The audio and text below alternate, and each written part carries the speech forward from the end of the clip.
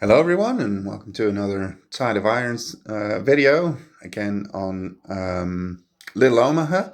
I was doing a playthrough, but actually on the first two rounds very little happened, so I decided just to make a video like this one, just a short recap of what happened, and as it turned out, this one was a lot more eventful, so maybe I should have done a playthrough after all. I am intending to do a playthrough of the river crossing, which will probably happen on turn 5. Anyway, what happened on turn 3? Well, first of all, what happened on turn 2? I forgot to fire with these two Stugs, and they fired at a flamethrower squad, which was positioned here at the time. It was long range fire, range 6, 1, 2, 3, 4, 5, 6, so long range.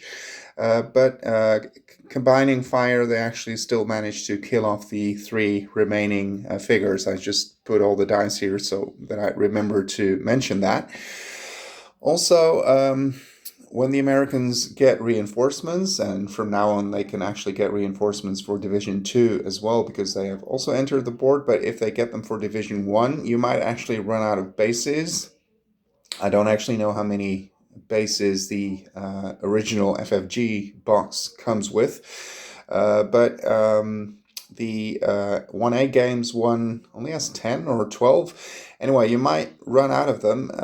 I actually have multiple copies, so for me that was okay, but as a rule, you are allowed to use more bases, so then you may have to substitute available German bases or something like that. But you cannot use more figures than actually come with the game that you have. If you do have 2 games, then, feel free to use more figures. Probably it shouldn't do anything with balance that's too upsetting. But yeah, just be aware that you might run out of bases at a certain moment. Anyway, I was much more aggressive on this turn, which actually cost the Americans a couple of squads, and that's actually okay, because in actuality this position was very heavily defended, and they did actually take a lot of losses trying to take it.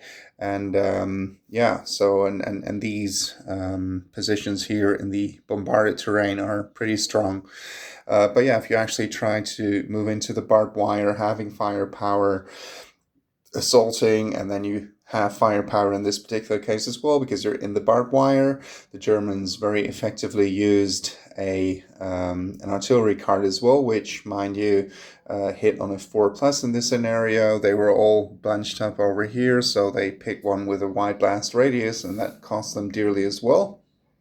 As you can see, the reinforcements have now entered. The British infantry, American Division 2. The 2 Shermans actually go with the British, but yeah, they're in the American color scheme, obviously.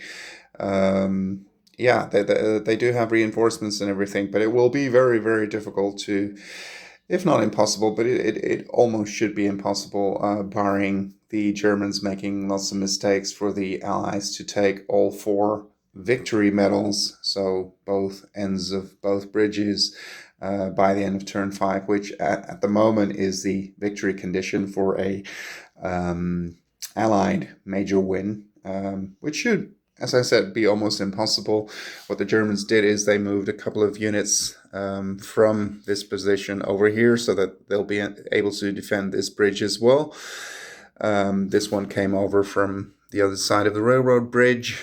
Of course, we have the 88 here, and what happened in reality as well, as the Americans tried to cross more or less over here, they were being shot at from the railroad bridge, so that is an option as well, although of course the bridge only offers one cover, which is what bridges do. But yeah, they won't be fired at by any units on the water, because they can fire while on the water. What else? It is, of course, dangerous for them to cross, because, as I said, they were being fired at from multiple directions, of course, from the far bank, but also from the bridge. So 1, 2, 3, 4, if they're over here, well, they hit normally. If they're over here, these units at least would hit at long range.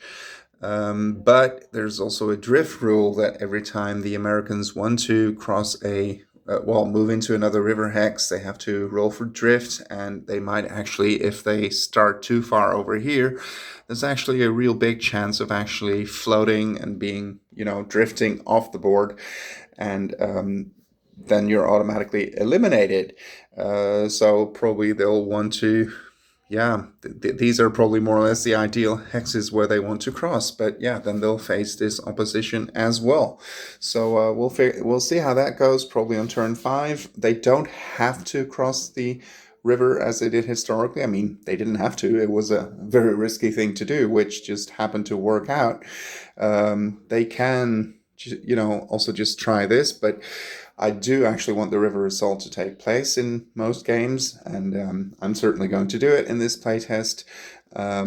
And why should they want to do it? Well, because the Americans have a value 6 command point here to incite them to actually do that, because otherwise probably what they would do is simply try to move via land. Because otherwise they really don't have that many command points. They have these 3 over here, and this 1 over here, which is a power plant, which was situated there. What I might still do, but that is, really not sure, is to make this a level 1 building or something like that, so that from the building you can actually fire normally. But I don't think I'm going to do that, but that would be an option, meaning from normal range then, because if you fire from this side of the river, supporting fire 1, 2, 3, 4, 5, that would be, unless you're actually an MG, it would be long range, or a mortar, of course. So it's probably okay to leave the building as is. I was just thinking maybe I should set up an MG or something there too, so it would be able to fire better. Is that actually true? 1, 2, 3, 4, 5, 6. Yeah, that would fire normally, but I'm not going to do that. I think it should be okay to position a couple of MGs here and to try and suppress this MG over here, which of course has the advantage of being positioned on a hill, which is not really a hill, but it's supposed to be a steep riverbank kind of thing to give it somewhat extra range. So basically that's what's been going on. I think it's been a fairly complete summary of the turn. I'll probably do the same kind of thing for turn 5, and then I hope to be back with a full playthrough of the round after that. Of round 4. This is going to be round 4, so I'll do that the way I recorded this one, and turn 5, which is probably going to be the turn that they're going to make the crossing, could be 6 as well. I'll get back to you and see and make a full playthrough of that turn, so you can see how the river crossing works in this scenario. Okay, so I hope you enjoyed, and in case you missed my previous video, Tigers Lash Out at Ladoga and Against All Odds are available on BoardGameGeek in a PDF file. A big thank you to Alessandro Crespi, who made that possible for me, and you can also find the scenarios on his website, www.commandsandcolors.net. Well, that concludes this video. Thank you for watching, and see you on the next one.